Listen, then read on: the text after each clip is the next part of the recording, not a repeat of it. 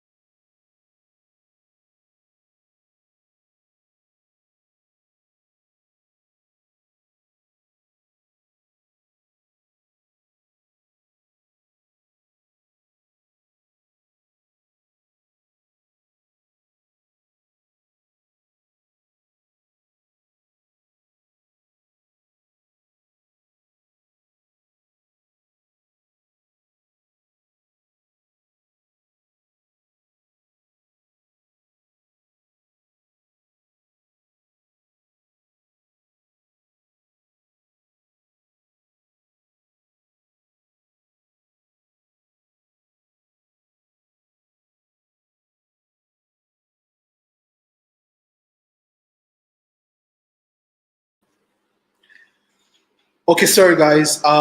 We had a little logistics issue, technical issues, but I'm back. Okay, so I'll do a very brief introduction about the organization before we start.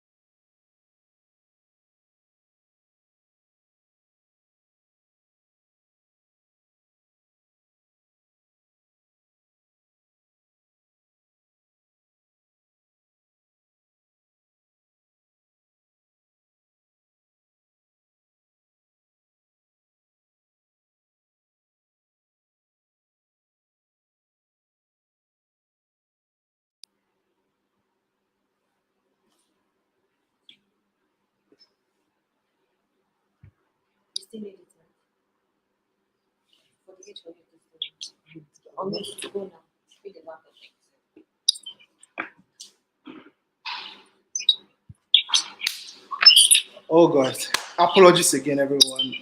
Sincerely apologize for all that back and forth, but we are good now.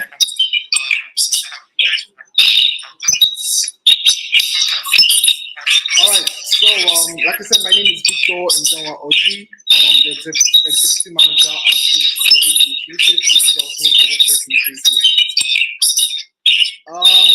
H4H Initiative was founded in 2021, and our mission is to make impact in the world, right? So we are dedicated to improving the lives of people living in underserved communities worldwide, right? The organization was founded last year in Cameroon, right? But we hope to keep expanding through forming relevant partnerships with organizations that are doing similar work, right? Like we do. So today we have a webinar about sexual abuse. We're trying to raise awareness about sexual abuse, sexual assault, and we understand that this is an issue that has been in existence, and we are committed to joining other organizations all over the world to put an end to it. We know that we cannot do it alone, and that is why we are partnering with other organizations, like I said, who are doing something similar to what we're doing. Today we have three speakers online. We have Dr. Wachuku, we have Dr. Michael, and we have Dr. Ifeumi. And they'll be speaking on the different aspects of sexual abuse. We understand that sexual abuse is a very broad topic, and it's much more than we even imagine, right? There are other aspects to it. We have things like stalking, we have sexual assault, we have sexual violence. It is a whole lot, and we hope to have this in different series, right? So today we're going to be focusing on child sexual abuse. We're going to be talking about stalking, how the perpetrator stalks his or her victim before they attack the victim. We're also going to be talking about rape, right? And we're also going to be talking about sexual violence. We understand that these topics can be very sensitive. So if at any point you feel uncomfortable, right, it's okay for you to step out, all right, or you can just leave. You can leave the meeting, right, and join later. But we want to encourage everyone who's going to be joining in today. We're also live on YouTube at Hope for Hopeless Initiative. So we want to encourage everyone who will join in today to please try and listen, right? We encourage you to keep an open mind about this and be ready to be impacted in a lot of ways, right? So if it's not going to impact, if you receive all of this information, right, we want to impact you and also impact people around you. So please let the information just stop with you. We want you to extend it to people around you, right, especially young girls. And many people would say that, it does not concern me, right? So many young men would say this, but the truth is, sexual abuse cuts across, different gender. It's not only particular to women and girls, but it also, concerns men and boys, either as survivors or as active bystanders, right? So we want to, encourage also men and young men to, learn about how they can prevent themselves and also how they can be active bystanders and intervene when they witness any abusive event happening. So please, we want you to relax. We're just going to be with you for an hour, 30 minutes at most. And then if you have any questions, please use the chat box, right? And we can respond to all your questions.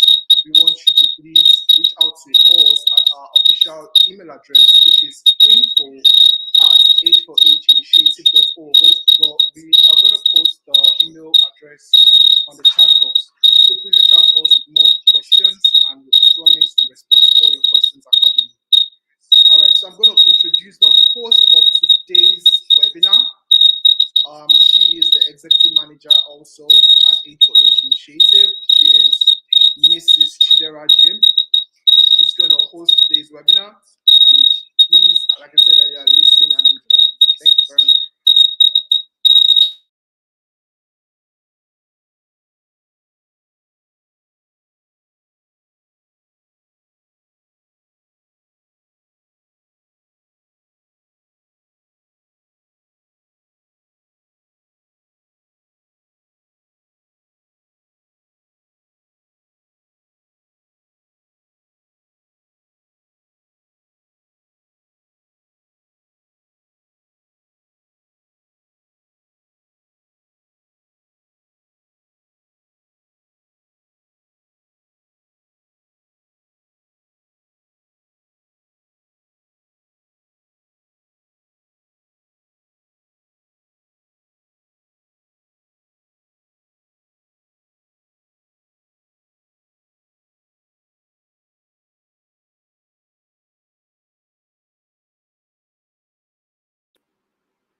Hello, everyone.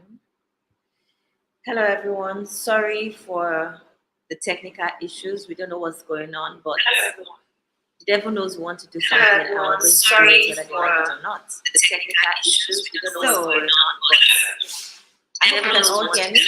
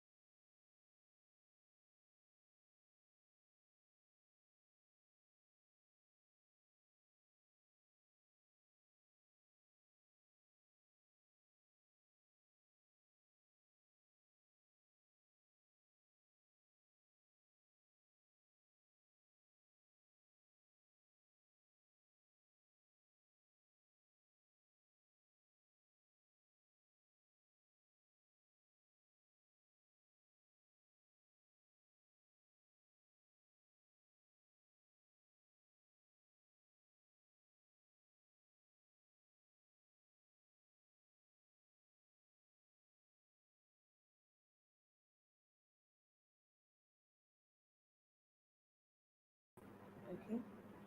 You good? Yes. You know how to speak English? Yeah. Just do it quickly.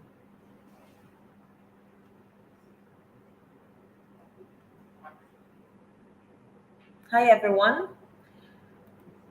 Thank you for the patience. We're so sorry. We don't know what's going on. But like I said again, the devil is trying to be funny, but we're going to do this. We got this. So I have all my speakers here. I have Dr. Nwachuku. I have Dr. Ife Wumi. I hope I pronounced that well. And I also have Dr. Owanfo. They're all here. If you're joining us live from YouTube, welcome. Thank you for joining the H4H webinar. Trust me, it's going to be a great experience. And if you're here live at the studio, welcome again. My name is Chidera Jim. I am the executive manager at H4H. My executive manager already gave the introduction, so we'll just head straight into it. But I want to say a few things. If you're here, you've been sexually assaulted, you've been sexually abused, you've been raped, you've been stalked, because a lot of people don't know stalking is also a part of sexual abuse. You've been stalked. Don't worry, we got you today. We're going to be telling you how these things have been, how you could go through these things basically. And if you're also a sexual abuse survivor, please send in your email so we could follow up with you in case anything is going on with you. So today, sexual abuse is a very broad topic. I was telling my colleague that this is not going to just be a today thing, it's going to be a series, because this is not a thing we could just come and stop talking about. This is, people need to be aware day in, day out, parents, children, and everybody. Now, the sexual abuse, women and kids also get sexually abused. Men also get sexually abused, because a lot of people just think when you talk about sexual abuse, it's just women. Hope you can hear me. A lot of people just think, hope you can hear me, right? Can we hear me? Where's your volume key?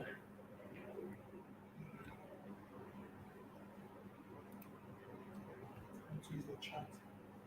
Can you use the chat if you can hear me? The background noise, please off the AC. Off the AC, the background noise. Your volume is okay. Off the AC. You have to off the AC. Okay, so we are good. I don't know if we heard everything I've said. I could still repeat myself, but I will just go straight because we don't have much time. We'll just be having Yuku here for 1 hour, 30 minutes. Today we'll be talking about sexual abuse. Now, I always am an advocate for male sexual abuse, because I just feel like people think only females get sexually assaulted or sexually abused, but No, today we are talking about sexual abuse in children, in men and women. We're talking about rape, we're talking about stalking, we're talking about child sexual abuse, basically. So just sit back, relax. If you have any question, like my colleague had said already earlier, click on the private chat or drop your comment, and we'll take questions after each speaker.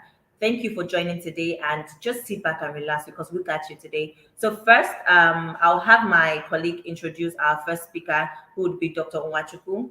Dr. Onwachuku he's a pastor and is also a doctor, pastor by calling, a doctor by profession. So just have my colleague introduce him.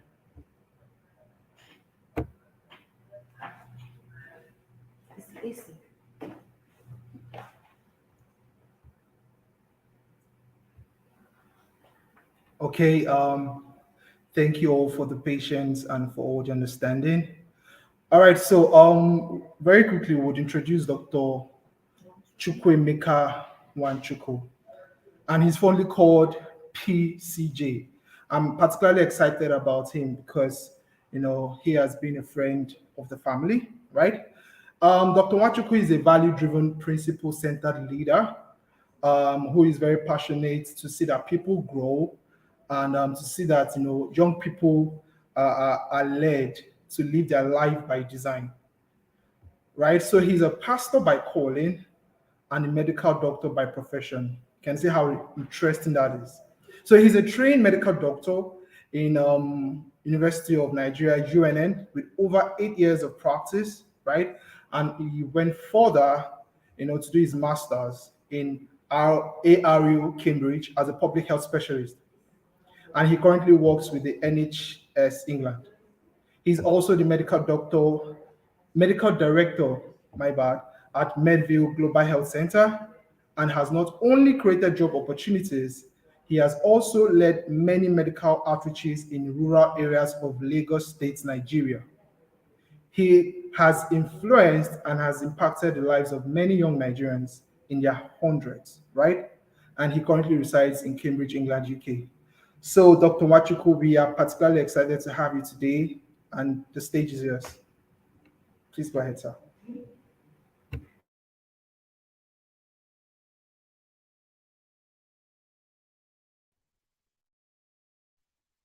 Can you hear me? Yes, Dr. Wachuku, we can hear you. All right, thank you very much. I'm glad. It's my pleasure having this session with you, and thank you for the opportunity. Yeah, and thank you, Mrs. Dara, my friend from a long time coming. Thank you for the opportunity, and everyone who is here listening, both currently and later on. I want to say a big thank you. All right, sexual abuse is a is a topic that is not overrated, because it trends and people think that it's overrated. It's not. It's actually even underrated, if you ask me, especially the male sexual abuse. However, I don't think a lot more have been said about it compared to what is really going on.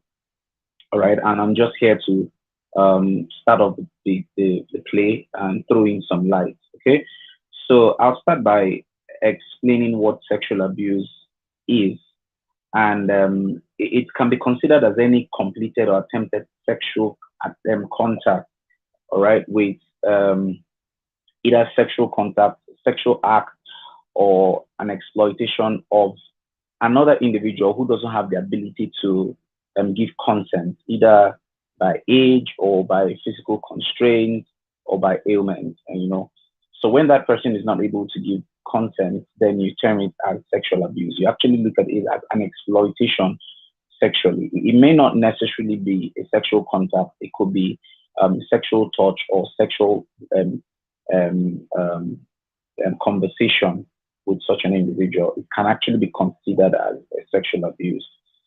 So there are many behaviors that are categorized as sexual abuse, just like I've said, and physical contact is not just the only one.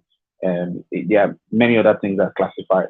All right, so childhood sexual abuse is one of the most stigmatizing issues in society, and it's actually the violation of a human right, and it's a very serious public health concern.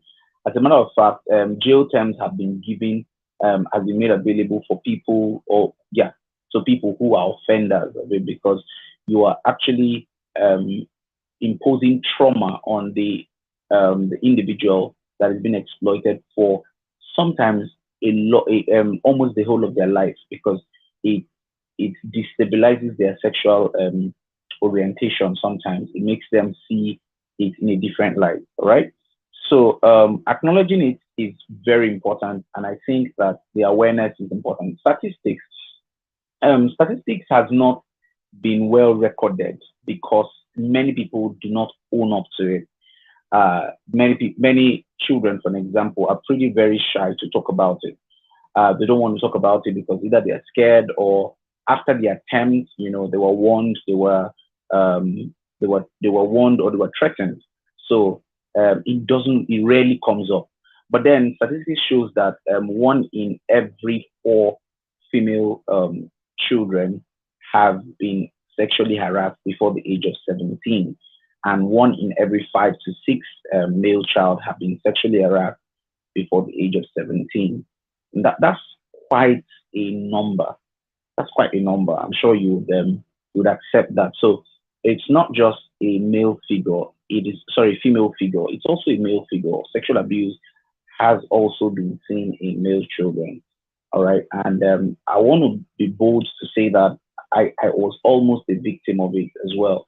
So I understand that it happens. Okay. You're exploited sexually.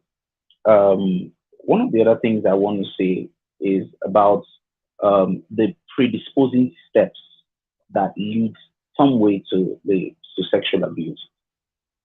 Um, One of the major factors is carelessness on the place of the caregiver. So I want to assume that this sexual abuse is happening amongst childhood or adolescent or childhood basically, and the major caregiver here is are the parents. All right, there could be some degree of carelessness in the upbringing, and that exposes the child. And predators, one of the things that predators do is to calculate their steps, is to pay attention to their victim for a period of time. Sometimes it could be 1 month, sometimes it could be two, and it could last as long as a year or even more. Right? So when they are able to, monitor these things and check the movement, I want to believe that you're hearing me. Can you hear me? Yeah, I believe that you're hearing me. All right. Yes, So, okay. okay, so when they check the movement of this, that possible predator, sorry, that possible victim, they realize the loopholes, they realize all the open ends. One of the things they see is that the parents are either excessively busy with work, or they don't even pay attention to their kids. And that can lead to the predator having his or her way. So carelessness on the side of the caregiver. Number two is excessive trust. Okay, one of the things that could cause it is excessive trust. Gone are the days when you just assume that somebody who is older, doesn't have anything to do with somebody who is little. And we've seen cases as little as children, babies. So you sometimes you want to wonder what causes it, but that's a topic for another day. What will lead an adult individual, male, for an example, to almost an infant? Well, that's a mental condition that we will not be able to talk about right now. However, um, when there's excessive trust, so parents are leaving their children in the hands of either relatives or sometimes complete strangers who have due to familiarity have become close. They give room to such tendencies. You see, so the person comes in the first time, comes in the second time, sees that access is available, and then there's excessive trust. The person or the predator has the chance to, jump on the child, as it were, either male or female. Of course, one of the other causes could also be mental health, like we said, could be a mental health, or in cases of pedophiles and all of that. All right, then you want to also see that one of the causes of this is unrestrained attitude or actions of children. Poor sexual education can lead to those unrestrained attitudes. So the children, not just that the parents are careless, especially that this especially is in adolescence. You see, the children, go about their business, do what they want to do without having some degree of caution, and they have no sexual orientation or education as to what is proper and what is not proper. So they pounce on anything, they do anything, and then they get, traumatized, or they get attacked by their predators, and that can be very, very traumatizing. All right. Now, I want to talk to you briefly about the signs. How do you notice it in these children? One of the things you begin to notice is the first and most important thing you notice is withdrawal, sudden withdrawal. When these actions happen, the parent would observe that there is a sudden withdrawal, of their children or the child, from their basic or lifestyle activities. We just realize that, oh, this girl is no longer as playful, as free she would have been in her home, in everywhere. That is usually one of the signs. So you could also, in adolescence, you could call that depression. You see that there's an obvious depression, there's an obvious, inability to associate, not wanting to associate, just staying alone. Occasionally you could see some degree of violence. Sometimes you see that you probably want the child to do something, especially that has lasted for a long time, on unexplainable violence. That child just is just erratic because there's something that she's trying to explain, and is not able to explain for a lot of reasons, for fear, for fear either from the parents or from the predator. There could be threats to life, and the child doesn't know because there has been no orientation whatsoever. And then sometimes you could even experience illness. Maybe some the child could even fall ill, unexplainable illness. All the blood values are not showing anything important. The child is unnecessarily sick, and the symptoms are not matching with the investigations done. Then you begin to, check psychologically. All right. Some of the other symptoms or signs that you would notice is, of course, pain. In perineal area, you see pain and all that, especially when there has been penetration. I've had cases where mothers rushing their children, to the clinic to find out if there have been penetration. One in a few times, there have been obvious, tears or laceration. A few other times, due to the act, there's tenderness. You could see tenderness without any obvious, tear or laceration there in the perineal area. All right. So these are also physical signs. And then one other thing you would notice is that when the parents are probably suggesting, okay, do this that you used to do before, okay, maybe go visit so and so person or go outside, which is part of the withdrawal symptom, you see that there is a specific hatred for a particular thing that used to be the usual activity, or maybe go visit XYZ or go see, these are signs that the parent should be able to pay attention to. But you see, like I said earlier, sometimes parents or caregivers could be very, very carried away with the chase for money and financial status, work, and maybe many other things are around, which could even be health conditions, that they're not able to pay attention to the subtle, information that the child is given without being elaborate. Okay, so these are some of the things. I want to talk as I conclude in the treatment. First of all, prevention is the mainstay of treatment. Okay, you want to prevent this before time. In public health, we see that the aim is to prevent the occurrence without having the occurrence at all, and that is actually state of health. So when you say that the person is in a state of health, you know that the person is in both a social, psychological balance, mental balance as well. Because we've seen that the impact of this action on the child is very, very, very, very disturbing, and sometimes it lives with them up till their 40s and sometimes 50s if care is not taken, if it's not properly dealt with, if they don't undergo therapy and some counseling and all of that. So mainstay therapy is prevention. And how do you want to prevent this? You really want to start early to educate the child. So you cannot undermine education. The child is not too early to know about the vital areas, not too early to know about science, not too early to know about signs and actions that are not healthy. You see, you don't assume that that child does not know. The truth is, the child will eventually know, and the knowing will be very bad. So, for children, you want to start early to educate them and to let them know what is important. Now, I tell you something. Sometimes it may also seem like the child is not knowing, but the child is storing up information that will be processed in a very in later time. And when I mean later time, may not be too far. So, for an example, you're talking to a 2-year-old child, and you assume that that 2-year-old child is not understanding what you're saying. Well, 2 years may look very early, but the truth of the matter is that many statistics have shown that many individuals can remember what they did at 2 years of age. You can remember what they did at 3 years of age.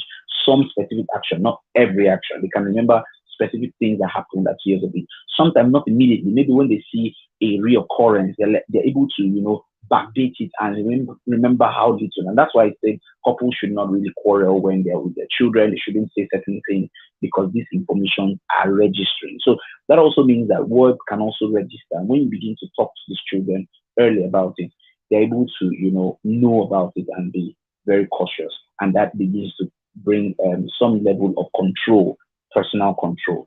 Another side of the treatment is, like I said, in prevention. You want to know who your child is with. You want to prevent excessive excessive gathering. So, for an example, you are within a home and you are having too many visitors. You want to be sure which visitor per time, so that you're able to trace things to who and to what. You're not having too many visitors at the same time. So if you have your house crowded with 4 or 5 adolescents and family members, you don't even know who's doing what. Okay, um, so that is one of the treatment plans. Another treatment plan. So it's funny that we're using psychology. Yeah, there are many public health treatment plans aside drugs. You don't, in fact, sexual abuse. By the time you're involved in medical treatment, the action has been taken. All right. So, but you really want to prevent this. Another very important thing to do is to not only educate your child, but to create a level and an environment, safe environment for conversation. All right. And that means that you don't shut children up. You don't shut them up. You don't shut them down when they are, saying things. You want them to express themselves. When you're driving them to school, when the parent is taking them out, you want to listen carefully and know that this child is communicating with you. And even if you're not even understanding, make sure that you are allowing for more stuff to come on, because the more they're able to talk, the freer the environment, the more they're able to tell you things you don't even know. And you see, when this happens, as they even grow older, they feel free to communicate with you. There are two scenarios that is usually played. One of the scenarios is, oh, I've done something very wrong, and I can't wait to tell my daddy about it. Another scenario is, I've done something very wrong, and oh, my dad is going to beat me or my mom is going to beat me. These are two scenarios. And you want to be sure that the first one is the active one at the moment, especially within a home. Because again, family is the mainstay of management of sexual abuse. If you don't get it right at family basis, at the home front, many things will be left for the government, and there's so much the government cannot do. All right. So you want to be sure that your home is such that your child can quickly say, hey, daddy, see what happened, either on the way to school, at bedtime, whenever it's possible. So part of the prevention is creating an enabling environment that the children or the child can, talk about events. You want to also prevention, you don't expose children to adults so much and so much until you're able to build some level of trust. And this trust sometimes can take a long time.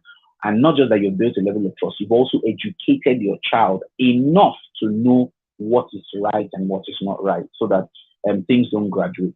And lastly, you want to prevent that child from being exposed and careless. You want to pay some great attention to their movement, their whereabouts in a very welcoming manner, in a very open manner. I think these things would help to prevent treatment. Now, for the one who is already sexually abused, I don't know if there's going to be another time to come back, but I'll just throw a little light on it. For the one who is already sexually abused, the first thing is to accept that condition with that individual, right? When you begin to notice it, you need to create that environment to accept whatever it is. Whatever it is, I accept it, because they're already afraid, they're already feeling battered, they're already feeling less than they ought to feel about themselves. What less in that sense? You want to create an environment that looks like acceptance. I already accept what is going on with you, and welcome the idea.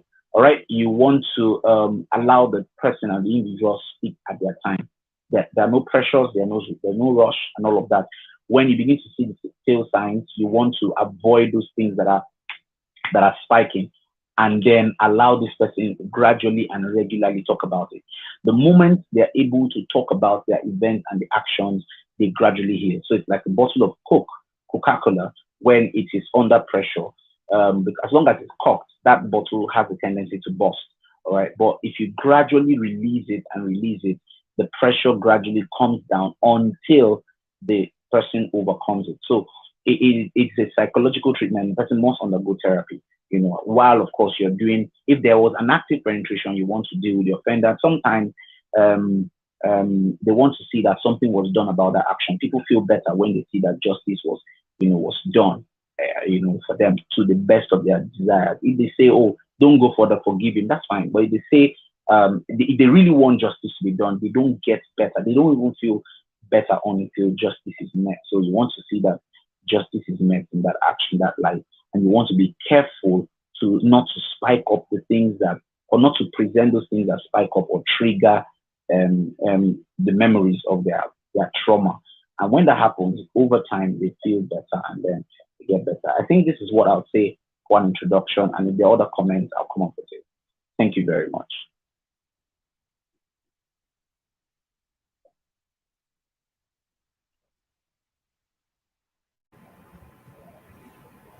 Thank you so much, Dr. Nwachukwu. Thank you so much. You've touched a lot, a lot. Like, I don't even know where to start from, but I will just take you straight to the platform. If you have any question, please send in your questions now so we can ask Dr. Nwachukwu whatever we want to ask him. I know he's touched a lot of things, and he was really talking about the child sexual abuse or child sexual assault.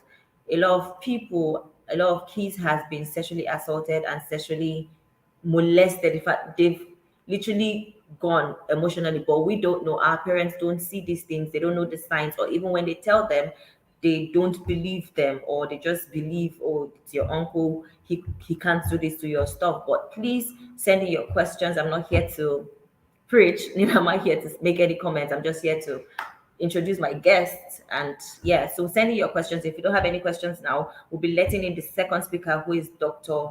Michael Owanfo. But before he comes in, I'll just give 2 minutes for anybody who wants to send in questions. Just send in your questions now. If not, we'll have to carry over your questions till when Dr. Owanfo is done. So if we don't have any questions, permit me to introduce our next speaker.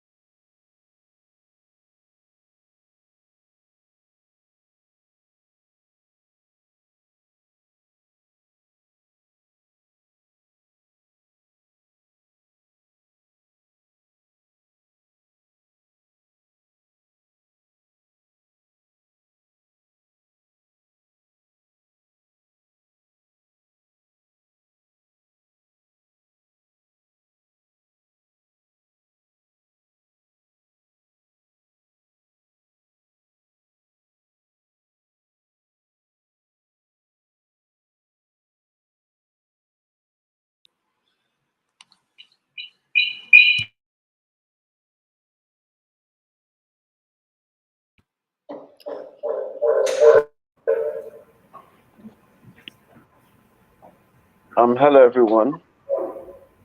Can you all hear me? Yes, we can. Okay. So hello everyone. My name is Michael. A doctor in the UK, and I'm going to be speaking on the topic sexual assault and rape. Um, I would have loved to share the slides with you guys, but it seems we might not be able to at the moment. Or Chidera, any chance we might be able to share the slides? No, sir. Okay, that's fine. All right. So it's a very broad topic that we might not be able to finish within a day, but we'll try to at least touch some salient points and you know, make the best with the time, with the limited time we've got. So I'll just dive straight into the topic, and we'll be discussing it on. Uh, there's a particular scope I want to use to discuss this. To be based on the background, forms of sexual assault, effects of sexual assault, laws against sexual assault, and the protocol for management. Then we'll take questions afterwards. Okay, so sexual assault, rape, sexual violence. A lot of times there are words used interchangeably depending on the context and depending on the scenario. Now, the term sexual violence encompasses the acts that range from verbal harassment to forced penetration to array of types of coercion, from social pressure to intimidation to use of physical force. So it refers to a constellation of crimes that include sexual harassment, sexual assault, rape, which sometimes can be used interchangeably, like I mentioned earlier. And the perpetrator may be a stranger, may be an acquaintance, a friend, a family member, or an intimate partner. So anyone can be a perpetrator, anyone could be the assailant. Um, Sexual assault itself, it's any sexual acts that may attempt to obtain a sexual interest from someone, or unwanted sexual comments or advances or acts to traffic women's sexuality using coercion, threats, harm, or physical force by any person, regardless of the relationship with the victim, in any setting, which could be included but not limited to homes, schools, prison, the streets, or at work.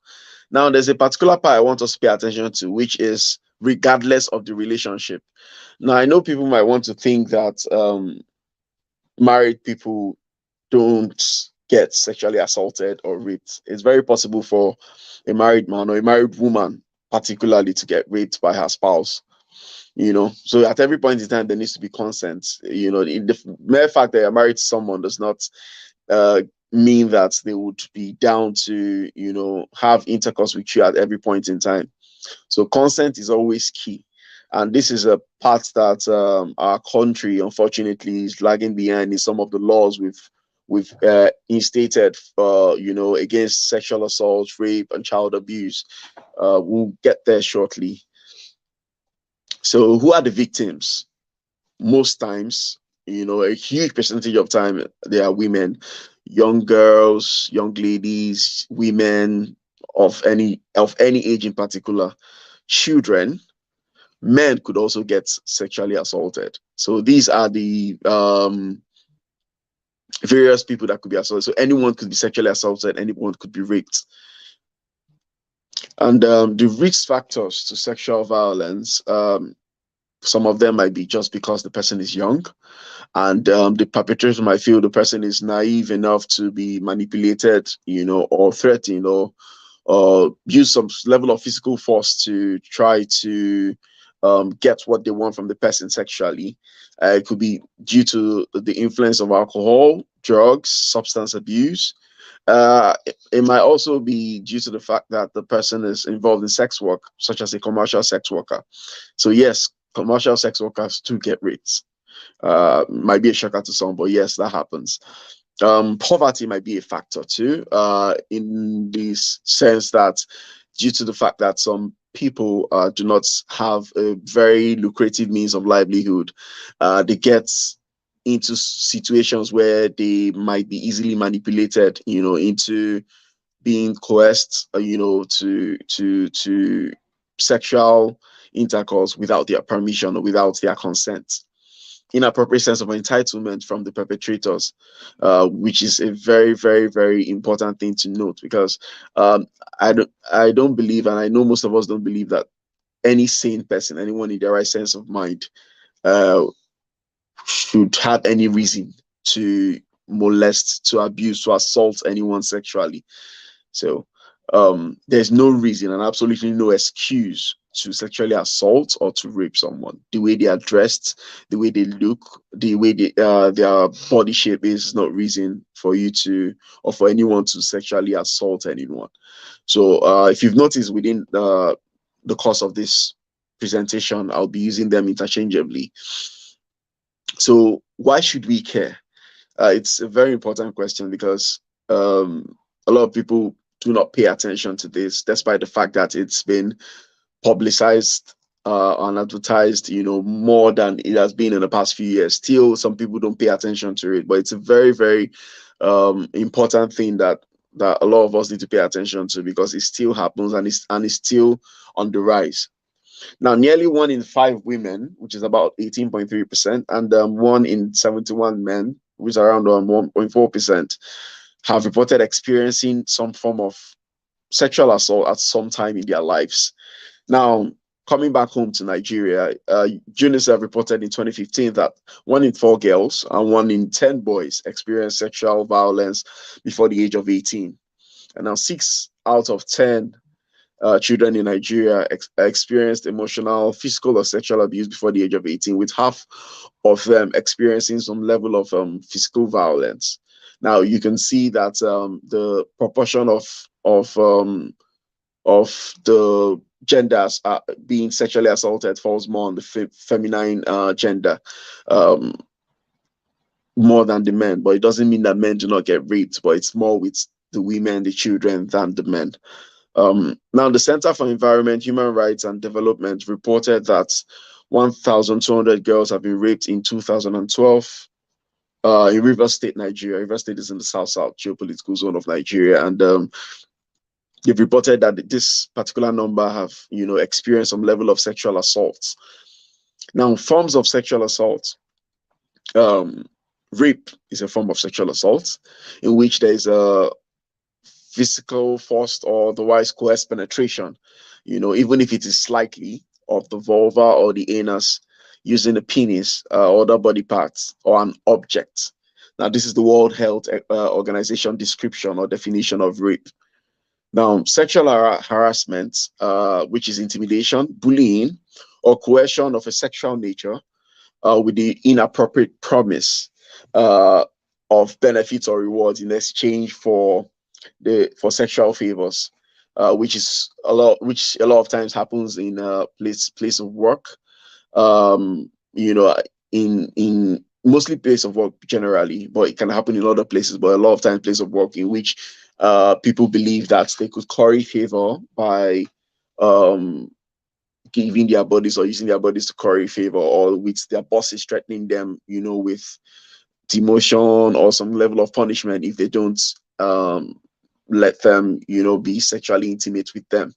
And these are some of the things we face in our country and globally we face today, and it needs to be tackled. Groping, which is touching or fondling of another person in a sexual manner without consent. Child sexual abuse, which I believe my colleague has already talked about, which is a big thing and is a very, very big issue, in which an adult sexually abuses a child, asking or pressuring the child to engage in sexual practices, indecent exposure of body parts of a child, or indecent exposure by the adult to the child, so this is a form of sexual assault. Now, voyeurism, which is deriving sexual pleasure from watching other people secretly, especially when they are getting undressed or when they are engaged in sexual activity. Some people actually do that to derive pleasure, and that is wrong, and that's a form of sexual assault, and it's a crime.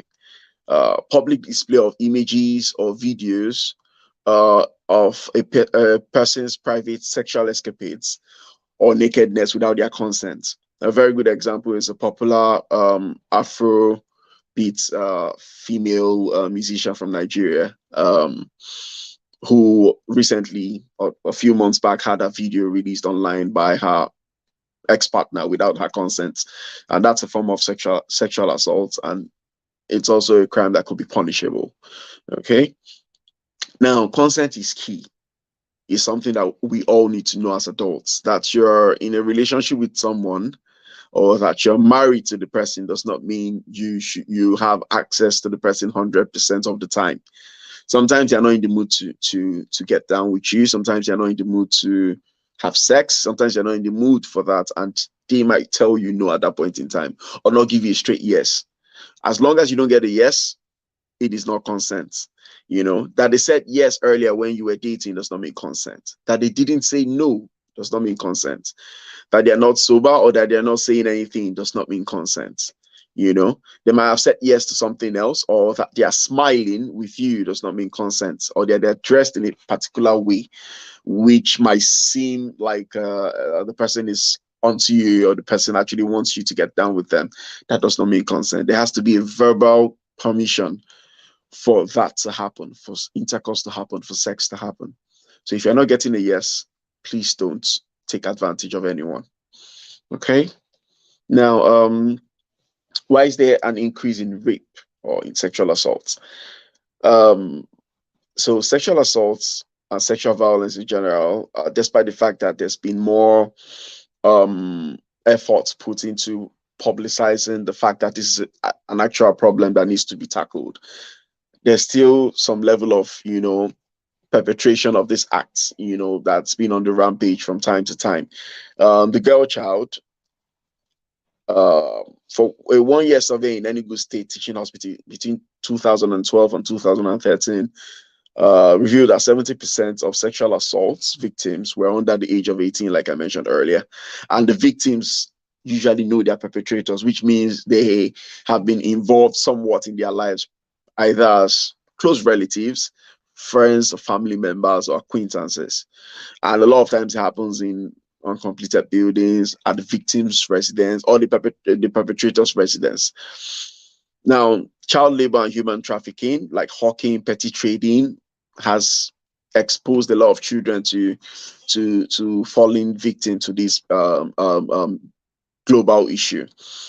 Poor parenting, lack of proper home training on the side of the perpetrators, not knowing or not being trained enough to know how to actually treat or relate with the opposite sex, lack of discipline, lack of self-control. These are some of the factors. We also all heard of baby factories in which some people are kidnapped, or coerced or lured with material things into surrogacy, or acting as birthing machines to give birth to children for people. Yeah, there are some that's are probably done, the right way, but a lot of times back in Nigeria, sometimes they are lured with material things or sometimes kidnapped into doing this, and this is a form of sexual assault that is a crime. Um, Mode of dressing. And this is a terribly wrong and feeble excuse that some of the perpetrators use, to perpetrate these heinous acts. There's no reason to rape anyone. There's no reason at all, and we shouldn't take the way they dress, as a reason to want to rape or to want to like sexually assault anyone. Okay. Now, why is sexual assault underreported? We've noticed that a lot of times, you a few times you hear that someone has been assaulted many years ago and probably didn't come out up until recently, and you start wondering, why didn't you tell anyone those years back? This has been the case a lot of times, not just in Nigeria but in the world at large. Now, some of the reasons are inadequate support system. At the time they might not have necessary support from family and friends, from close ones, and this might make it really difficult for them to open up, to actually mention that something like this is going on and that needs to, be tackled. The shame, that some of them might face from family, from friends, that this act has happened to them, and that stigma that might stick with them, which is not of their doing, and it's not because they deserve it, but due to the way society views it, that stigmatization that might happen due to the fact that they've been sexually assaulted or raped, is a reason that some people have not come out to actually mention that this has happened to them. Now, fear or risk of over retaliation from the perpetrator, especially if they are under the care of the perpetrator. For example, probably stepchildren to a stepfather, for example, or a guardian or an uncle, who is probably sponsoring the person's fees or training the person in a particular trade or education, and still molesting the person. A lot of times the victim might not want to actually mention because they feel that they might lose the benefits they are getting from the person, or there might be risk of some form of retaliation, from the perpetrator. Okay. Now, another reason is also fear of not being believed.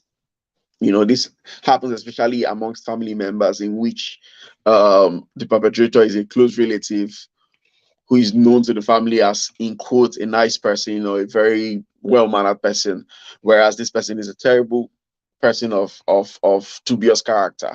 And when the victim tries to like bring this up, the person gets shut down because they feel that this person of so-called impeccable character cannot perpetrate this kind of act.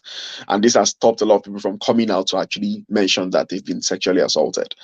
Okay. Now, fear or risk of being mistreated, socially ostracized. These are some of the reasons that have made people not to come out and actually mention that this has happened to them. Okay. Now, there's in the UK, there's an announcement that usually goes on in train station, which they usually say it sorted.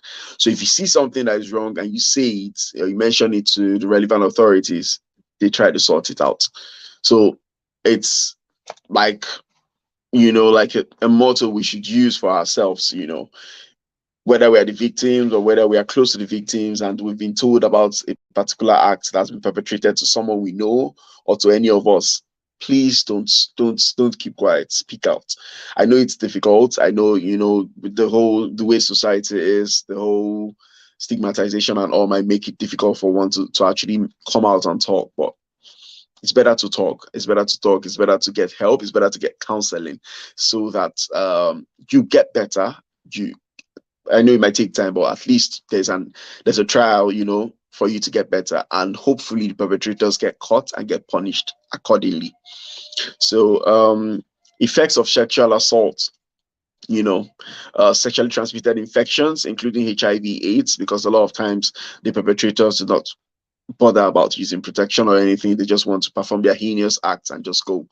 Unwanted pregnancy, which might lead to unsafe abortion because the person doesn't want to carry the shame of having a child out of wedlock or having a child that is not of their consent. Um, Unsafe abortion and risk of STI, which I've mentioned, which might lead to infertility because of the risk of pelvic inflammatory disease, which is an infection of the female reproductive tract, which might become complicated and cause some level of infertility, probably blockage of the tubes and the likes. Unsafe abortion could also contribute to this. Now, the psychological trauma, flashbacks, post-traumatic stress disorder, you know, depression, low self-esteem, anxiety. These are some of the things that might, be some of the possible complications. Now, there's a risk of self-harm because the victim is dejected, is depressed, and feels like they want to like give up or take their own life, which might lead to suicide.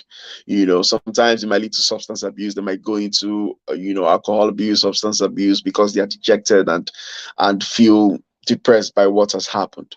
So there's a huge constellation of possible effects or consequences of sexual assault, which is why it's a big issue in the society today that needs to be dealt with. Okay. So there are particular laws, a few laws against rape in Nigeria. Some of them are like within this particular state, some of them are interstate, and some of them are national. Okay, so the criminal code, which is applicable to the southern states, there's the penal code applicable to the northern states, and there's the criminal laws of Lagos. There's Violence Against Persons Prohibition Act, which is applicable only in the Abuja. There's the Child Rights Act, which is applicable only in states that have domesticated it. So these are some of the laws that have been enacted to tackle the issue of sexual abuse. Now, it's important to note that despite the fact that there are laws, put in place to actually guide against sexual abuse or sexual assault, sexual violence. Uh, the particular part that involves marriage and involves spousal sexual assault has not been tackled as best as it should be, because a lot of people don't know that married people could get raped by their spouse. Yes, that could happen. Okay, so it's something that we've not really tackled, and it's something that needs to be dealt with by our legislators, basically, because it's also a big issue. There are some people that have actually, confided in a few people and mentioned that they get raped by their spouse. Because it doesn't mean that you're married to someone does not necessarily mean that they will give you consent every time. Sometimes you're not in the mood, and you might have to respect that no matter how much you want it. Yeah, I understand that there's the duty of the spouse to actually try to satisfy their partner sexually, but at the same time you need to also respect your partner to understand that sometimes they're just not in the mood, and just not in the right frame of mind to actually have sexual intercourse. And at that point in time, you need to give them the necessary support they need rather than trying to force yourself on them. Okay. Now there is Sexual Awareness Month, which is April of every year. This is the time where the world and World Health Organization comes together to actually try to tackle this issue of sexual assault. Understand the strides we've made, in the past years, the problem currently, and the way forward. Okay. Now, in the words of Reese Witherspoon, there remains what seems like an impenetrable wall of silence around violence, generally, especially sexual violence, and we must all play a role towards breaking this silence. Uh, so it's important that we understand that we do our best to make sure that um, we are supportive to those who are victims, and at the same time we are not in any way or form, shape perpetrators of this terrible act. Now, what to do after being sexually assaulted? First of all, do not blame yourself. It's not that you deserve it. It's not what you deserve. It's not your fault, which is a problem for many people, because the first thing that usually comes to their mind is a lot of people's mind is psychologically start thinking, what did I do wrong? Like, what did I do to make this person do this to me? Like, it might have been my fault one way or the other. No, there's no reason to rape anybody. There's no reason to sexually assault anyone. So do not blame yourself. Next thing is to find a safe environment, away from the assailant, away from the perpetrator, if possible. Find a safe place away from the person to just move away as gently and as quickly as you can. Call a close friend, a close relative, a close person who is ready and willing to offer you unconditional support without even having to judge you, which is a problem for most families and a problem for our society, because we lack that support. We lack that go-to person, you would want to actually talk to, you would want to actually speak to, and tell your darkest secrets to. Okay, so families, friends, parents especially, we all need to pay attention to those around us. Need to pay attention to those who are in our care, to understand when there are changes and when they are not themselves, and try to probe, try to find out what's going on with them. And when you find out, to not judge, try to offer unconditional support, which is what they need at that point in time. Now, seek medical care. Medical care is very important. Even if some time has passed since the event, always try to seek medical care. If possible, when in the event of rape, for example, to not change clothes, to not bathe, do not doubt or brush your teeth or do anything until evidence is collected. Because some people, because of the whole shame and the whole feeling of, in quotes, dirtiness or anything like that, some people might just want to go quickly wash off, just to feel clean again. While that is important, what is more important is to get evidence collected, and to actually find out the perpetrators and bring them to justice, and to also get care as soon as possible. So, what happens when you get a medical evaluation? So, history is taken about the timing of events, the exact thing that happened, and everything surrounding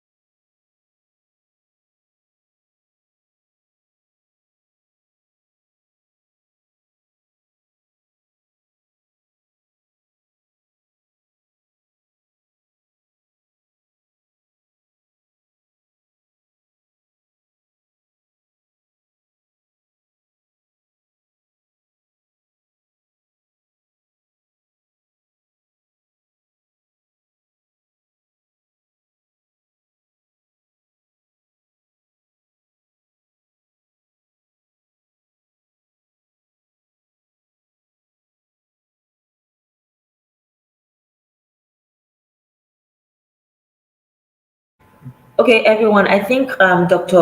Nwafo has a little network issues. Before we call on the third speaker, or before he comes back, if he does, Dr. Nwachukwu, are you here? Dr. Nwachukwu, are you here? Oh, I think Dr. Nwafo is back. So let's finish with Dr. Nwafo, then we'll go back to some Yes, questions. I am, just in case. Okay, okay, good. Thank you so much. So we'll just finish with Dr. Nwafo and we'll bring Dr. Nwachukwu back for some questions and of course questions with Dr. Nwafo as well. So thank you for Stop hearing me, please. yes, I think the network kicked you off, but you're back now, sir. Oh, okay. Sorry, I wanted to know where I stopped, where you stopped hearing me, so I could continue from there. Sorry, come again. I wanted to know where you guys stopped hearing me, like at what point, so I could continue from there.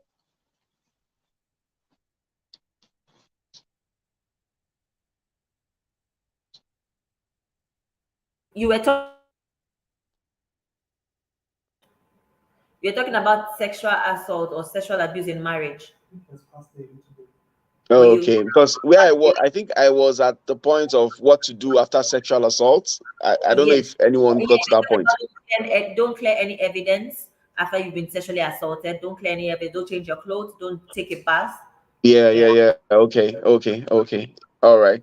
Yeah, so that was where I was. Okay, good. So when you get there, usually a good history is taken about the timing of events and everything, and detailed history is taken. An examination is done, to actually find out about, look at the clothes, look at the possible bites, fingernail scrapings are taken, semen of the perpetrator, if possible, can be collected, and sent for further criminal investigation to be able to like bring the assailant to justice. Blood, hair, these are some of the things that could be collected, which is why we usually say, please do not take your bath or change your clothes, just come straight to the hospital. Okay. And possible treatment for or treat or medication to prevent possibility of STIs are given, uh, uh, such as antibiotics, post-exposure prophylaxis, which could prevent against HIV, and the emergency contraception. We could also prevent pregnancy, and this is usually given within the first 72 hours, which is why timing is key, to present as early as possible. However, all these are done with the consent of the victim. We don't do anything without consent. So we'll tell you all we are going to do, and of course, obtain consent from you for us to go ahead to do all this, basically. Um, Support, counseling, these are some of the things offered alongside medical care, and also follow up, with time, to also know how the person is doing, the level at which the authorities have gotten towards uh, uh, getting the perpetrators, basically.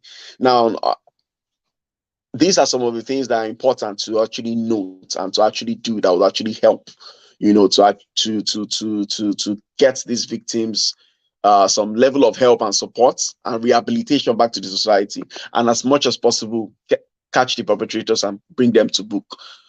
So sexual assaults as a whole, or sexual violence as a whole, is a global topic. It's a broad topic, which we cannot finish on a day, but on a particular day. But at the same time, we've managed to touch a few parts which we need to be aware of, and as much as possible, support when you can. If you're a victim, speak out when you can, and as much as possible, understand that there's always someone there out there to help. So I'll leave this here, and if there are questions, we'll take them. And yeah, have a lovely day, everyone.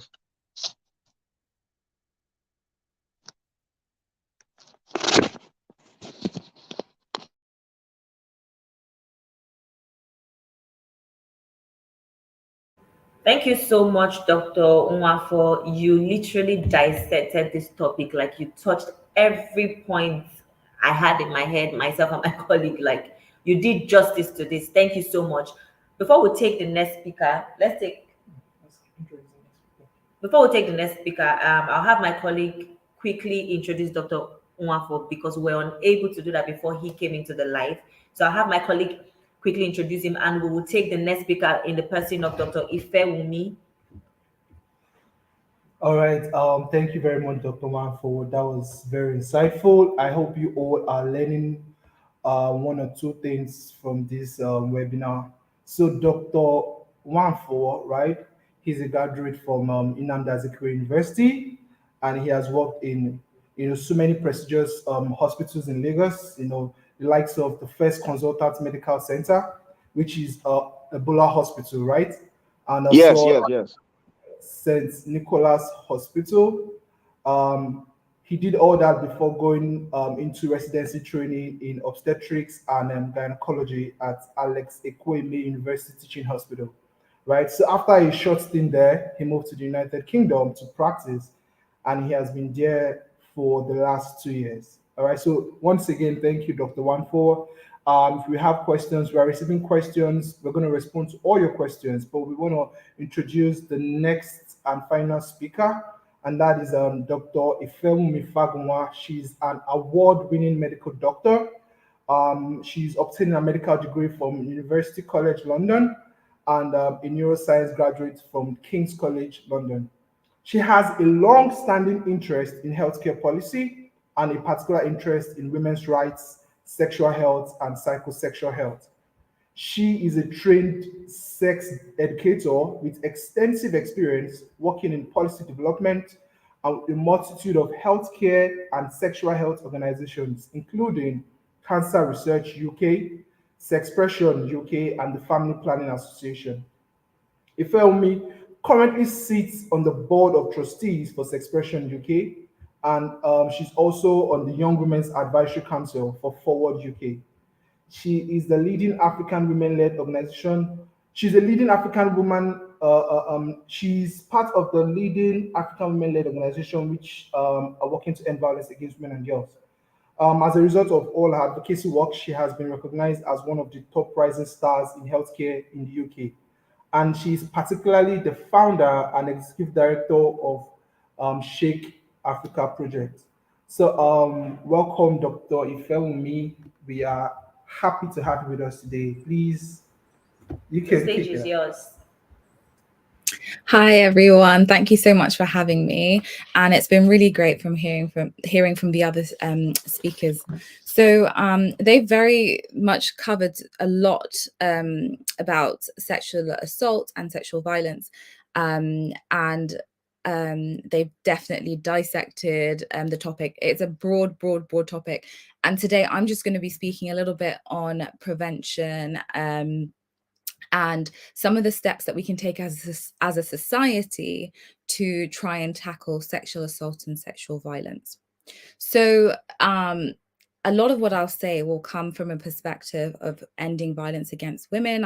As you guys know, that's my sort of my area of interest, but also, sexual violence it can affect any and everyone, but it predominantly affects women and girls. So one of the things about prevention is when people speak about prevention and stopping sexual violence and assault, it's the onus is very much put on the victims and survivors and what they can do to prevent sexual assault against themselves. Now, sexual violence is it's a human rights issue, but it's strongly rooted in patriarchy. And so putting the onus on individuals, it's just never going to work. And it really isn't their fault. And that's been mentioned by both speakers, that it's not the individual's fault. This is a problem of the perpetrator. So the key thing that we need to do when we're talking about prevention of sexual assault and sexual violence is we need to speak about our society, and we need to start deconstructing some of these ideologies and ideals that have been so strongly placed in our society. That means that we sort of inadvertently sometimes kind of promote rape culture. So one of the things that's really important is thinking about what are the messages that we are sending across. So whenever we speak about sexual violence and assault, people will often ask, what was she doing, why was she there, or what was she wearing, or why did she wear that? And it's funny because I think as a society we're progressing towards feeling like everybody is a lot more woke, or people are a lot more cognizant of the issues and aware of the issues, and so people don't speak like that. But actually, All you need to do is go on social media, look at the comment sections on YouTube or Instagram or Facebook or whatever it is, and you'll see that people still very much have these thoughts and these views and these ideas. So it's now for us to strongly advocate against these ideas. It isn't the individual's fault. I work a lot long shifts. I'm working in A&E. I finish at crazy o'clock. I can finish at 2 a.m. I can finish at 3 a.m. and I need to get home. So I need to feel safe coming home. And it's not, what was she doing? What I didn't ask for anything to happen to me on my way home. So that's the key thing. And some of the ways that we can do this is actually looking at bystander approaches. So speaking to individuals in society, men, women, girls, boys, and talking to them about actually what is your role. We're trying to promote attitudes that basically are anti-violence, anti-sexual assault. We need to start to sort of get people thinking more about, okay, not what was she doing, but what am I doing? What am I doing to make people feel safer? What am I doing to challenge negative attitudes? What am I doing about the way that women are viewed in society? What am I doing about the way that girls are viewed in society? And it's there are just things like, for example, the way that we think our attitudes towards women and their role in the household, in society. A woman is meant to be seen and not heard. Those things are some of the things that actually really strongly contribute to sexual assault and violence. And then also mobilizing men and boys as allies. And that is something that basically is exactly kind of what I've said. It's just getting them to be part of the issue and understanding the issue. And I'm not going to not acknowledge the fact that men and boys are also victims and survivors of sexual assault. They are, and it happens to them. And again, it's our role as a society to challenge the ideas and the ideologies that mean that they are sexually assaulted, but also means that they don't feel comfortable speaking up about it. So women already don't feel comfortable speaking about it. But the way that our society is constructed, there's a lot of toxic masculinity. There are social constructs about what it means to be a man and to be a boy. There's this idea of man up, or, men should never be seen to cry, or even just that shame of a man has been sexually assaulted or a boy has been sexually assaulted. And it's like, well, does that really happen to men? Or why would you let that happen to you? So again, it's challenging the ideas, it's challenging toxic masculinity, and it's teaching people from a young age that emotion and vulnerability are not bad things. They're not signs of weakness. And speaking now on the topic of, teaching people from a young age, I'm a real advocate for comprehensive sexual education, and that should encompass relationships education. So what do I mean by this? In schools, sex education is already taught pretty badly. Okay, a lot of people don't have a comprehensive understanding of sex and sexuality. But within that is that, we'll teach the biology of reproduction, what happens, how are babies created. But we don't teach people actually about the intricacies and the complexities of relationships. We don't teach young people about how to navigate relationships. We don't talk to them about power dynamics.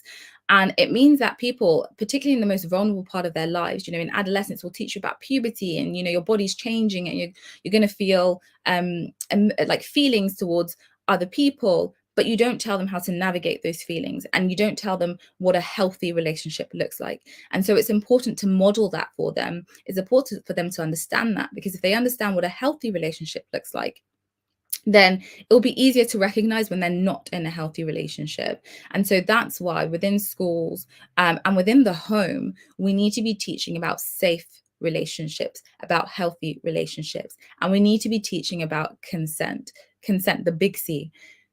Consent is something that, people say, how do you teach young people about sex? How do you teach them about consent? Actually, it's all about age appropriate teaching. So a young child, maybe they're 3 or 4, you can teach them consent in things, in ways of, for example, they should be allowed to say no if they don't want, for example, a hug.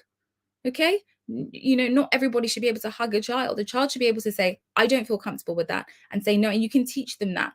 Or you just, even little things like teaching them, can I have this? Am I allowed to touch your toy, for example? So there are ways to create a space where young people are learning about consent from a very young age, and that will translate to all areas of their life. So I think that's another really important way of promoting or trying to prevent sexual assault and violence in the future. And then there's empowerment. So we need to empower everybody. We need to empower our young women. We need to empower our girls. We need to empower women from all walks of life. We need to empower men. We need to empower boys. And empowerment can show its way in so many different ways. But one of the things is that, you know, when we speak about sexual assault and violence, we look at things like what's the correlation between socioeconomic status and sexual violence. And unfortunately, the thing is, sexual violence can affect anybody, all walks of life. It doesn't matter how much money you have, it doesn't matter what school you went to, it doesn't matter where you grew up, it can affect you. But there is a correlation between poverty and sexual assault and violence. And so it's trying to empower young people, you know, to be able to take them out of situations that means that they might be more vulnerable to these, and also to recognize the people that are at higher risk or who are more vulnerable, and trying to put systems in place to prevent that for them. And those systems will look like important policies within our governments, whether you're in the UK or you're in Nigeria or you are in Dubai, you could be I don't know, anyway, you could be in China. But it's about, you know, speaking with our governments, engaging our governments, and trying to advocate for people, trying to ensure that there are strong policies in place that means that people can be safe in their societies. Okay. This, like I said before, I shouldn't have to, for example, when I'm coming home from work, be worrying or looking over my shoulder. You know, I have to tailor when I go, like how I go home and things like that. Not because, and I shouldn't have to. If we lived in an ideal society, I could walk out of my house and nothing will happen to me. I can wear whatever I want and nothing will happen to me. But unfortunately, we don't live in a society that promotes that sort of safety. And so we as people need to advocate for that. And the key thing is we need to be able to talk. There's so much taboo around sex, relationships, sexuality. And that actually is one of the key issues, because sex is a shameful thing. It's a dirty thing already, without it being, you know, without us speaking about sexual violence. Then that brings an added layer of shame for people when they've been a victim or they're a survivor of sexual assault and violence. And so we need to get away from that culture of shame. We need to be able to talk about it, and we need to be inclusive. So one of the things as well, when we speak about sexual assault and violence, is we speak about it in a very particular way. We speak about it affecting a very particular person, but we need to know that it can, like I said before, it transcends all people from all walks of life. That means it also involves people from the LGBTQ plus community. And a lot of people shy away from that because of things like homophobia and because we live in a heteronormative society. But actually last night I was up watching Dama on Netflix, and one of the key issues that meant that he could go on like doing the crimes and committing the crimes he was committing was that everybody was overlooking everything because it was affecting people that were homosexual. Now that is a problem, because if we're overlooking it, we're overlooking people that have fundamental human rights because we do not agree with the way that they live. That is not okay. We are all human. We all have rights. We are all equal. We were all created equal. And so with that in mind, the way that we go about advocating for people should encompass people regardless of their race, their creed, their sexual orientation, or how they identify. And the final thing I want to say is about support services. So just ensuring there's adequate support for people who have been victims or who are survivors of sexual assault and violence, ensuring we have sexual assault referral centers, and just ensuring that, and this stems back to the way that we think, just ensuring that we create a space that makes them feel comfortable to speak up and to speak to us, to take away the shame, to take away the judgment. Because, like it's been said before, Dr. Michael said it, it's not their fault. And if it's not their fault, then why would we make them feel like it is? Why would we put the onus on them? Why would we shame them? We don't shame people for being robbed. We don't shame people for being, stabbed, for anything else. Why are we shaming them for sexual violence? Well, thank you very much, everyone.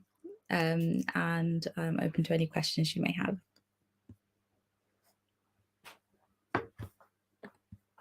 So, thank you so much, Dr. Wumi. Thank you so much. Thank you so much. So we have a few questions.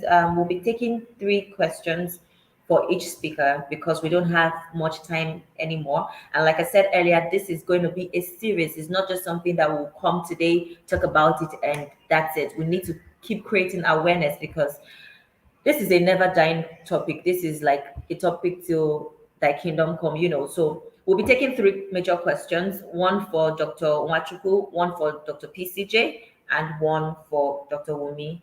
So someone wrote in the comment section, this is Nancy's TV. This question should be directed to Dr. Nwachukwu. Dr. Nwafo, are you here?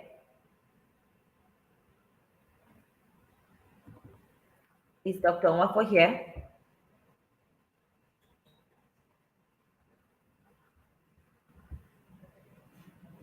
Hello, Dr. Nwafo, are you here? Dr. Nwafo, you're here, right?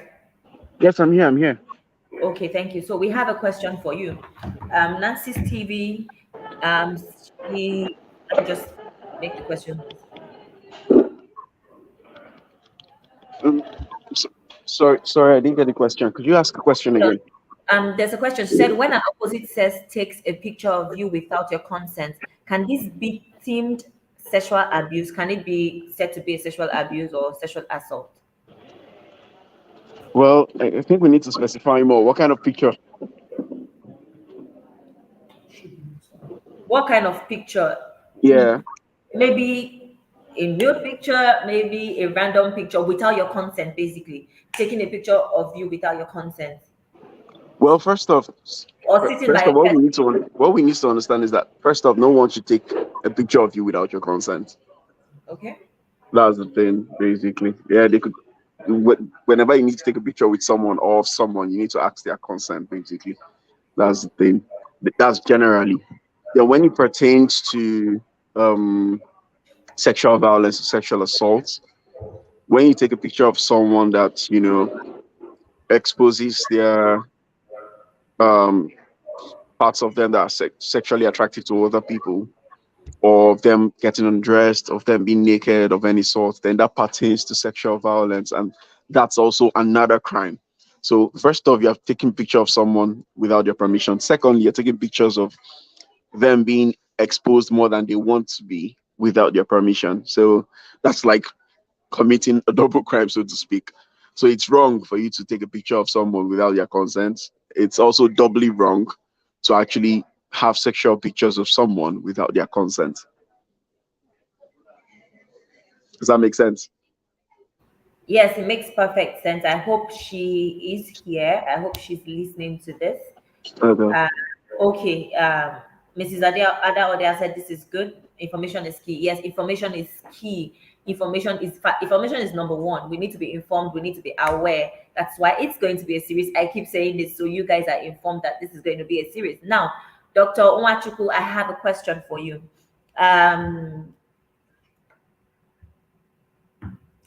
This question is directed to Dr. Nwachukwu. It said, how do we manage the stigma of sexual assault?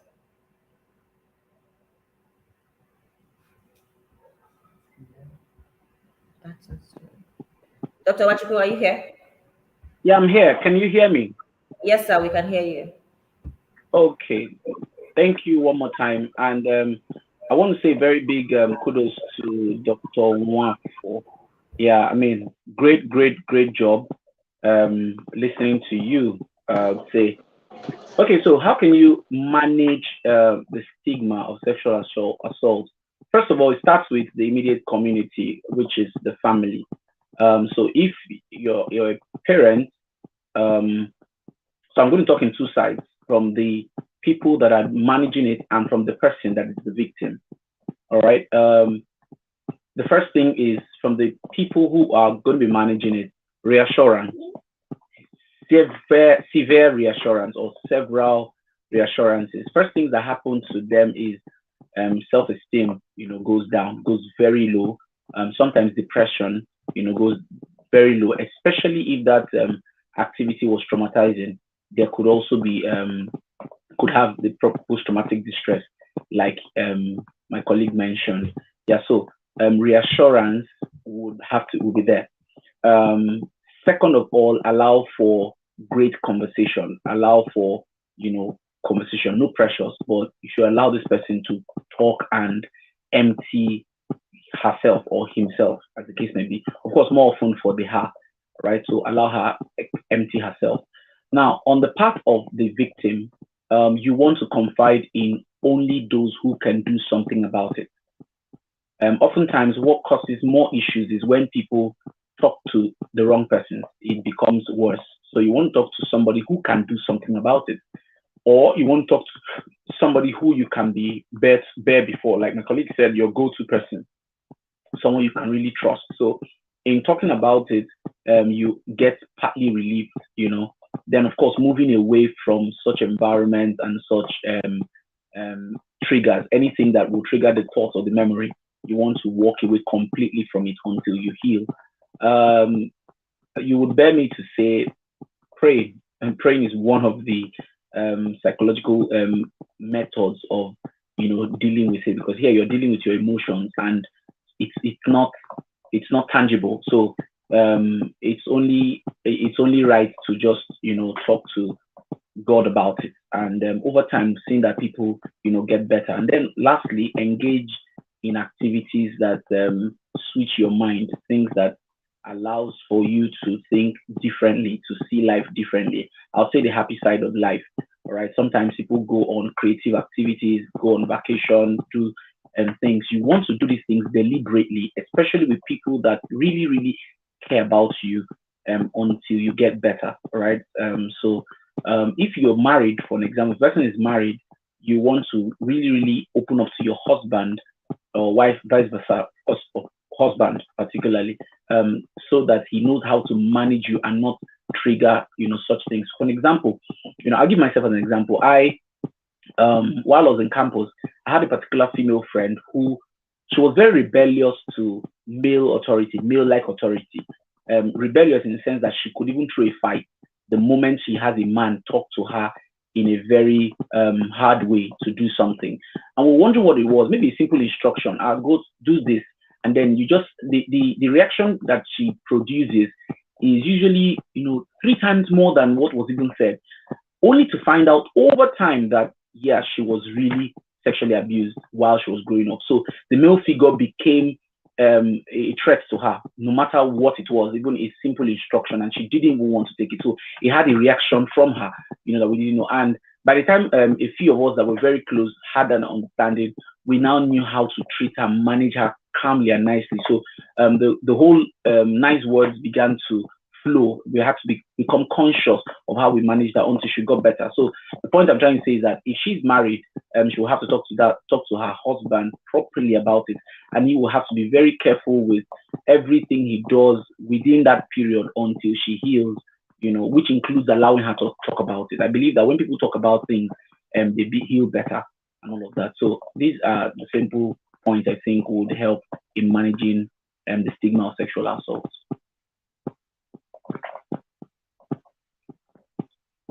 Thank you so much, Dr. Nwachuku. I hope the question has been answered. So now, Dr. Wumi, there's a question for you. Yeah. There's a question for you. What what are the what are some factors that promote the prevalence of sexual abuse? So I think the factors that promote it are very much some of the things that I covered when I was speaking, which is pretty much it's a lot of it is societal norms and patriarchy and the way that we're socialized into understanding gender roles. One of the sort of key things, especially particularly as women growing up and particularly within certain societies, women are seen as second-class citizens, or they're seen as, people that, like I said, should be seen and not heard.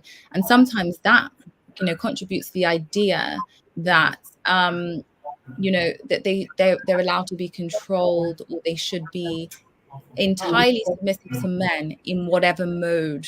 So sometimes people are taught that, particularly within marriage and relationships, and this is what was important about something that Dr. Michael said, was that, in the definition of sexual violence, it's regardless of who the person is. And in some, people are taught sometimes that you can't rape your wife, for example, and those kind of ideas actually contribute to that. It's okay to force people. It's okay to force people into sexual acts that they're not comfortable with. And then there are things around toxic masculinity and the way that we teach men that they can show their manlyhood and to show, that they're really men and their masculine energies. And sometimes we teach them that their dominance over other people is you know is a way to show their masculinity. And so they're taught very early on that actually they can exert control and power through forceful means, and then that contributes as well. And then this culture of shame around sex and sexuality as well means that people can't speak openly about things, and so everything is very, very hush hush. And so sometimes actually what happens is that children and young people and older people don't feel comfortable about speaking about what's happening in their lives, and so they could be experiencing abuse in whatever form, or assault in whatever form, and they're unable to speak on it. And actually what that does is allow it to continue to happen. So very much, I think a lot of it is rooted in society, in our societal ideals and ideologies. And I think once we start to break those barriers, once we start to dismantle some of the ideas that are surrounding, just a person's role in society, I think we'll start to be able to break some of the barriers that are helping to promote sexual assault and violence. Okay, Dr. Wumi, thank you so much for your response. So there's this question from Gabi Nazar on YouTube. She says, or it says, in our society today, sexual assault doesn't have to be opposite sex.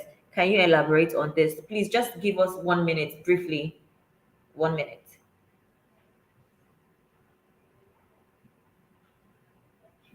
Hello, are you here? Me? Yes, you, please. Yeah. Yeah, of course, I'd be happy to elaborate on that. So, it doesn't have to be. Sexual abuse can be within, it can be between people who identify as the same gender. It can be between people of the same sex and people of opposite sex. It can take many shapes and forms. And I think that's why, as I said before, it's important to promote sort of inclusivity and diversity when we're teaching about these issues. So people within same-sex relationships can be subjected to sexual violence and assault. The fact of the matter is consent, regardless of what you identify as, regardless as how you identify, who you identify as.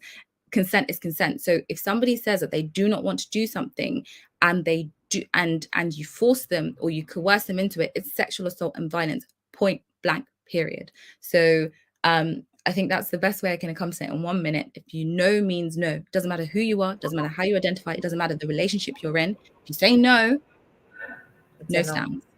Thank you so much. I love the last part. No means no. Regardless of who you are, what you are, whatever color, black, green, purple, group, my dad, my mom, whatever. No means no.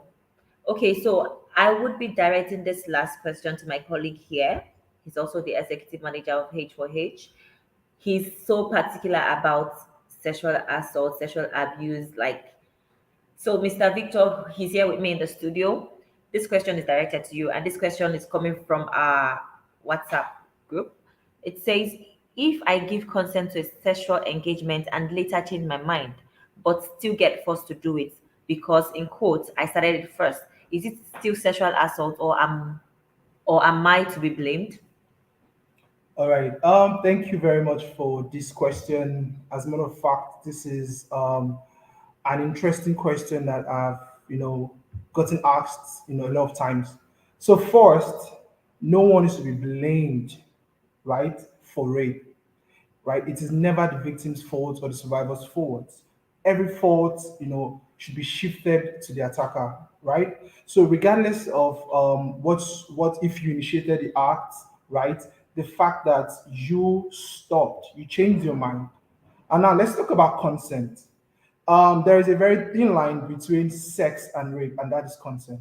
When consent isn't given, it is regarded as rape, right? Now, consent is an agreement between two persons, right, or groups of people. So consent has to be continuous, right? It has to be continuous. It has to be ongoing. So, for example, you go out to a party, right? A guy and a girl, they go to a party, right? They drink a lot, so they get back home and they're both intoxicated, right? So it is possible that they start, touching each other, and they both think or they both feel like the other person is in the mood. So maybe they start from kissing, right? So if by adventure in between the guy or the girl decides to stop, I think the other person should be able to respect that feeling, that no, at that point. Now, when you are intoxicated, you're not in the position to even recognize when someone has stopped giving his or her consent, right? So consent has to be ongoing, it has to be continuous, it has to be voluntary. Nobody should force you to give your consent. And finally, it has to be clear. So if you change your mind, make sure that when you're changing your mind, you are either telling him that you're no longer interested. Your body language should be clearly, should clearly show that you're no longer interested.